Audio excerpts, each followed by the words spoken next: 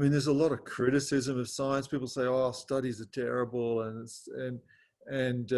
people like to pick flaws in studies. They go, "Oh, that randomized trial's terrible because not all the patients got followed up, or they did something different, or whatever." You could pick holes in any study, but what happens is people criticize the scientific research and then conclude that the opposite is true, which doesn't make any sense at all. It's like this study showed that surgery was not effective. Okay. I can find a little flaw in that study. So maybe, there's question marks over the study. Often that's not the case, but maybe there is. So I'm going to firmly conclude the opposite of what that concluded. There's no evidence for that whatsoever, and yet that's what they believe. So I often say of the scientific method is that it's the worst way of knowing things, except for all the other ways.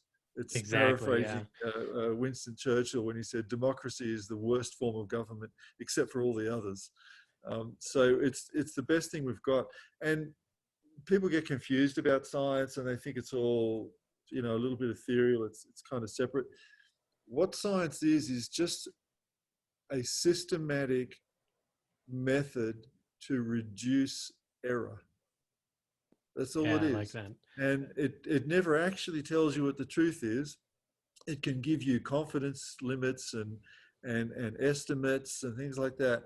But it's fairly reliable, and it's a fairly good tool to estimate the effectiveness of something, of say an operation or a treatment.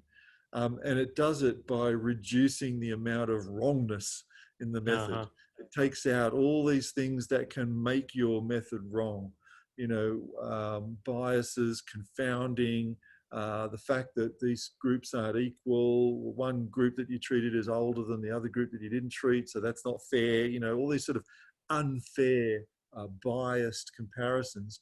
Science is a way of minimizing all of that so that the answer you get is as close to the truth as possible as you can get.